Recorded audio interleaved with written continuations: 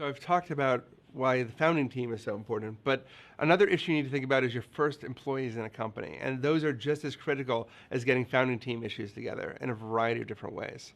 So there's something known as Thiel's Law, which is named after Peter Thiel, the famous angel investor, and he said, a startup messed up at its foundation cannot be fixed. And years of evidence and research into entrepreneurship have found this to be true. So the founding issues in your startup matter a huge amount. It creates this form of imprinting. We actually have evidence that organizations that are 300 years old still have the same basic structure that was set up in their founding days as a company. So it's really fascinating and really important to get this stuff kind of right early on, because if you fail to put the time in at the beginning, you're going to pay for it later. And early hires are especially important for three main reasons. First of all, just in a practical sense, these are the people you're going to be working with every day. So you want to be able to get along with them. You don't want to feel resentment for them. You want to have an organization that's more than the sum of its parts. The second issue is to realize that the performance difference between employees is huge. So trying to get it right and get the right people on board will make a big impact in your company. And then finally, there's this issue of role inertia, which I'll discuss, but it makes a huge difference who you hire and what the roles are, because that might fix the roles in your company for all time. So let's talk about this performance difference issue first. So we actually have a lot of evidence that talks about performance differences between people and organizations. And probably the most famous are for technical people, for programmers. And I'm actually reproducing here some charts of attempts to measure programming ability. And what you'll see there is the dots represent ability in various sets of tasks, and you'll see this green box that represents the 75th percentile, the averages. And what's interesting to note is repeated studies have found things like the differences between the programmers in the top 75th percentile and those in the bottom 25th percentile can be as much as 27 times according to some measures. Now, a 27 times performance difference is huge. We don't find that in all cases. Sometimes it's 10 times, sometimes it's 3 times. But getting a good programmer on board versus getting a mediocre programmer can actually make a huge difference in the productivity of your company, the amount of errors you spot. And if one person can be as good as 3 or 4 or 5 less well-talented individuals, getting the high-talent people on board is critical to making things successful. And it's not just about technical roles like programming. So I have done a set of research looking at the video game industry and try to understand what explains performance differences between video games. So let me walk you through how I thought about this issue. So let's imagine a bunch of different games, and those games have different levels of revenue. So some games are earning more than others, some games are more successful than others. Now, I'm a game player myself, so I controlled for all the sets of factors that makes games different from each other. The genre of the game, how much money went into developing them, what platform they're on, a whole bunch of other factors, what type of game it was. And there's still, even after you control for these factors, big performance differences. So if you think about conventional strategy and entrepreneurial strategy, that tells you the difference in companies and performance often comes from the company itself, right? So let's take a look and add companies in. Imagine company green, company blue, and company purple are all different video game developers. And what you can see is you start to tell a pattern. Well, it looks like green's production's going down, purple's doing well. So this looks at things only at a company level. I thought, well, what if we look at the individuals, the actual people who make these games?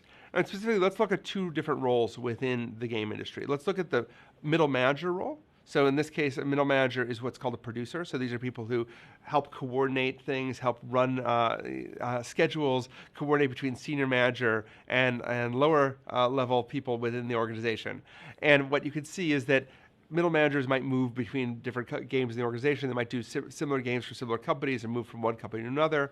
And then there's also a creative role in the organization. And I apologize that I've used pictures from the Black Eyed Peas album cover to represent creative individuals. I make no statement about the Black Eyed Peas level of creativity, but it is nice pixel art.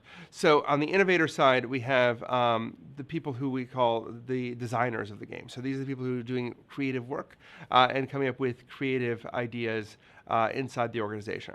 And so I'm able to statistically pull apart what part of the difference in revenue in a game is due to the game itself and the company that produces it, how much is due to the middle manager who's on the project, and how much is due to the designer on the project. And what I found was, I think, interesting. So 21% of the variation in performance of games, of products, was explained by who the company was. 22% was explained by who the middle manager was, and barely significant was the designer, which was about 7%.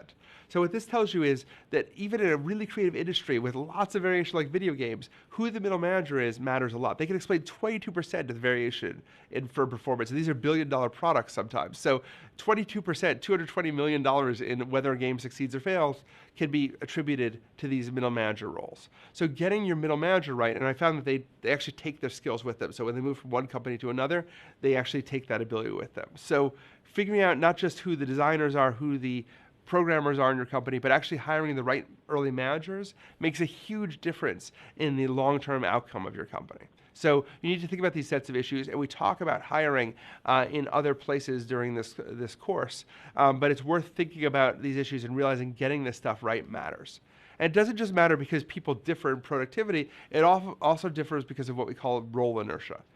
Imagine a founding team member, and you're trying to decide who you're going to hire to fill an absolutely critical role in your company, which is human resources. Who's going to be the head of HR in your company? Now, HR can mean many different things. An HR person can handle just recruiting, so getting people into your organization and hiring them. They can handle the administration. They can handle the legal aspects of the company, so that you might have an HR person who's a lawyer who deals with employment law. So let's imagine that you've hired somebody for this role, and it's an HR person who does not handle the legal issues. So your company starts to grow, and this HR person does a great job. They grow this company with you. They do a great job with recruiting, which is what they specialize in, and you end up having to hire a lawyer to handle the legal aspects of the human resources job. Now, after a while, you end up, your HR person decides to leave the company, and now you need to hire someone to fill that HR role. What you've now done is, because that HR person is left and because they had a particular set of skills, you built the role around those skills. So now you can't hire an HR person who does the legal aspects of your company because you hired a lawyer to do that. So it would be overlap in the roles in your company. So you're now limited only to HR people who don't handle the legal aspects of your company. This is what we call role inertia. By leaving after you've built the company around this person, they've left a hole in your company that's just the shape of what their skill set was, and that means from now on you have to hire people to fit that skill set.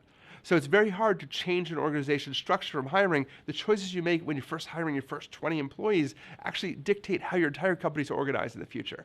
So you need to think about the roles and design your company around these sets of roles, so you're not just hiring a person to fill a job, but you're hiring a person to help create a job for the future. So another reason why early employees are so important.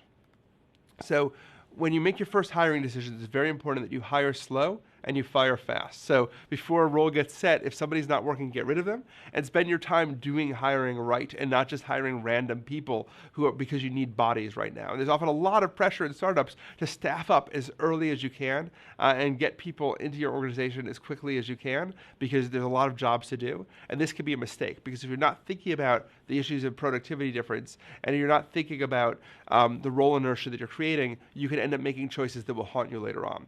So generally in hiring, good enough isn't, right? So if something's good enough, that's not the standard you want to use. You need people who are excellent. You need to think about the roles that you're doing, and you need to design carefully to make sure that the choices you make early on don't haunt you forever.